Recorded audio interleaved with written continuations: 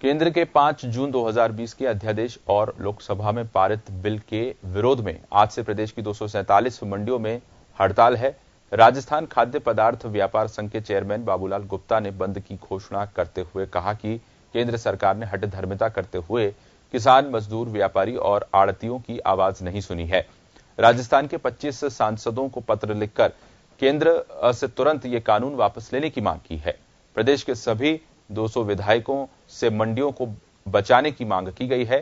केंद्र सरकार की ओर से व्यापारियों और आड़तियों को तौलिया शब्द से संबोधित किया गया, जिसकी राजस्थान खाद्य व्यापार संघ ने निंदा करते हुए कहा है कि 23 सितंबर 2020 को जयपुर में प्रदेश स्तरीय बैठक आयोजित कर आगे की रूपरेखा तय की जाएगी। प्रदेश की 247 मंडियों में हड़ताल।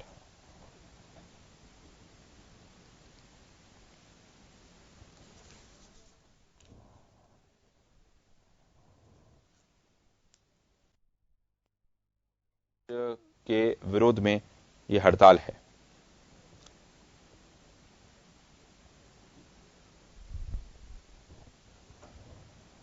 राजस्थान खाद्य व्यापार संघ के चेयरमैन बाबूलाल गुप्ता ने बंद की घोषणा करते हुए केंद्र सरकार पर निशाना साधा। हठधर्मिता करते हुए किसान, मजदूर, व्यापारी और आड़तियों की आवाज नहीं सुनी है केंद्र सरकार ने, आरोप लगाया। साथ ही राजस्थान के 25 सांसदों को पत्र लिखकर केंद्र से तुरंत ये कानून वापस लेने की मांग की। प्रदेश के सभी 200 विधायकों से मंडियों को बचाने की मांग की।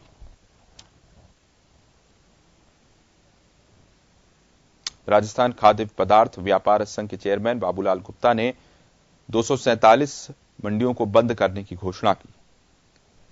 कृषि अध्यादेश के विरोध में प्रदेश की 247 मंडियां बंद हैं।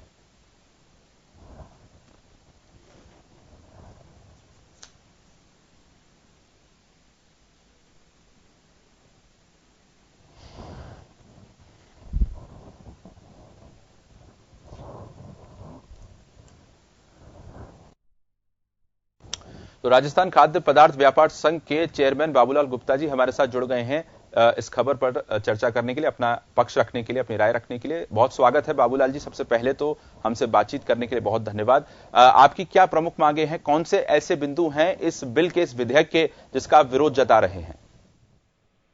देखिए, ये जो बिल लेके आए हैं, इस बिल का कोई औचित्य नहीं है। ये बिल में ये कहा गया है कि ये जो किसान है वो अपना माल सीधा ले जाकर कहीं भी बेच सकता है, तो वो तो ऑलरेडी भी है। ये बिल अगर नहीं है तो भी किसान को कौन रोकता है? इस बिल के पहले भी लाखों बोरी यूपी की आलू की किसान लेकर के यहाँ आता था और हमारे यहाँ से 3.5 लाख 4 लाख बोरी किसान ले जाकर के जीरा ऊंझा मंडी में बेचता था गुजरात में। कौन रोकता है? परंतु ये हमें तो यही अभी तक पता नहीं चला कि ये बिल लेके क्यों आए। अब इसमें जो इन्होंने सबसे बड़ी बात कही वो ये कह दी कि मंडी में अगर कोई कार्य करता है तो उसको मंडी टैक्स भी देना पड़ेगा और कृषि मंडी टैक्स है या दूसरी जो भी कृषक कल्याण फीस है वो भी देनी पड़ेगी। और मंडी के बाहर बैठ करके अगर कोई आदमी काम करता है तो वो उसको कुछ भी नहीं देना पड़ेगा। फिर दूसरी बात इन्होंने ये और कर दी कि वहाँ बाहर वाले को न तो कोई लाइसेंस लेना पड़ेगा और न ही किसी तरह की कोई किसी के प्रति जवाबदारी है। एक पैन होल्डर वो ये कार्य कर सकेगा, न केवल प्रदेश में कर सकेगा बल्कि प्रदेश के बाहर भी कर सकेगा।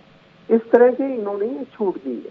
तो ये जो छूट है वो व्यापारी को तो घातक हो ही गई, क्योंकि व्यापार मंडी में आएगा नहीं। अब किसान लेकर के माल घूमेगा बाहर, माल किसको बेचे? मंडी में तो यह है कि आता है तो एक निश्चित जगह है, बोली लगती है उसकी और 10 आदमी अपने प्रतिस्पर्धा में माल खरीदते हैं।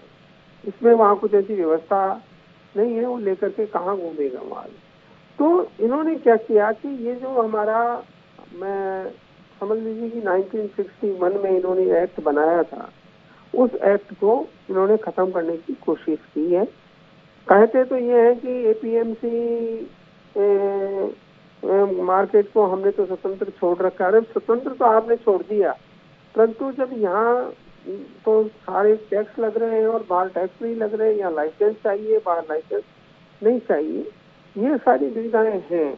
और इसी तरह से किसान भी, अब जैसे हमारे साथ में आज किसान भी पूरे इसमें शामिल है, सभी जगह किसान एजुकेशन कर रहे हैं और किसान ये कहता है कि मुझे ऐसे लोगों के हाथ में छोड़ना चाहते हैं जो मल्टीनेशनल्स हैं, वो अपने मनमाने भाव में फिर मेरे से माल खरीदेंगे। सरकार ये कहती है कि एमएसपी में खरीदेंगे, कितने लोगों का एमएसपी में खरीदते हैं? आज भी ये 5 या 6% से ज्यादा लोगों का माल नहीं खरीद पाते हैं, तो बाकी किसान तो माल यहीं बेचता है। और इसी तरह से फिर अगर मान लीजिए मंडियों में माल नहीं रहेगा तो हमारी जो दाल मिले हैं, तेल मिले हैं, आटा मिले हैं, वो कैसे चलेंगे? ये कहते हैं डायरेक्ट आकर किसान वहां बेच जाएगा। कहाँ जाएगा किसान? कौन सी जगह जाएगा और कौन सा किसान जाएगा? तो ये एक भ्रमित कर दिया सारे ट्रेड को। और सीधी इनका ये है कि जो मल्टीनेशनल्स हैं उनको स्टेब्लिश करना चाहते हैं। जैसे अब बराबर सभी लोग ये जानते हैं कि रिटेल में रिलायंस आ चुका है, अडानी का अपना प्रभुत्व बढ़ता जा रहा है, वो कई सारी तेल बेचने लग गया और दुनिया भर की और कई सारी चीजें बेचने लग गया। इसी तरह से कई सारे आइटम्स बड़ी बड़ी कंपनियां लेके आ रही हैं। तो कुल मिलाकर के किसान को अधर में छोड़ दिया और व्यापारी को बिल्कुल, मतलब जो व्यापार बैठ करके व्यापार कर रहे थे उसको नष्ट नाबूद कर दिया। हम व्यापारी अगर मान लो बेकार रहेंगे तो हमारे साथ हमारे मुनीम है, गुमास्ते हैं, ये सब में बेकार हो जाएंगे, कहाँ जाएंगे? और दूसरा जो हमारे साथ लेबर है वो कहाँ जाएगी? तो करीब 3.5 लाख लोग इस तरह से बेरोजगार हो जाएंगे। और इन बेरोजगारों को रोजगार देने की बात, जो पहले बेरोजगार हैं उनको रोजगार देने की बात तो अलग है, अब बाकी और लोगों को भी बेरोजगार करना चाहते हैं केवल इस मल्टी नेशनल्स को फायदा पहुंचाने के लिए। धन्यवाद बाबूलाल जी, अपनी राय रखने के लिए और कृषि अध्यादेश पर अपना पक्ष रखने के लिए।